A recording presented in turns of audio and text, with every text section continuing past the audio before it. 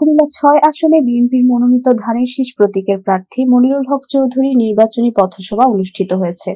আজ বিকেলে কুমিল্লা নগরীর গোবিন্দপুর সরকারি প্রাথমিক বিদ্যালয় মাঠে কুমিল্লা সিটি কর্পোরেশনের সাবেক মেয়র মনিরুল হক সাক্কুর এবং বাংলাদেশ জাতীয়তাবাদী দল কুমিল্লা দক্ষিণ জেলা ও মহানগর বিএনপির আয়োজনে উক্ত পথসভাটি কুমিল্লা জেলার ছাত্রদলের সাবেক সহসভাপতি জিএম লুৎফর রহমান ভোলার সঞ্চালনায়, কুমিল্লা মহানগর বিএনপি সভাপতি উদ্বাতুল বারী আবুর সভাপতিত্বে প্রধান অতিথি হিসেবে উপস্থিত ছিলেন কুমিল্লা ৬ আসনে ধানের শীষ প্রতীকের প্রার্থী মনিরুল হক চৌধুরী।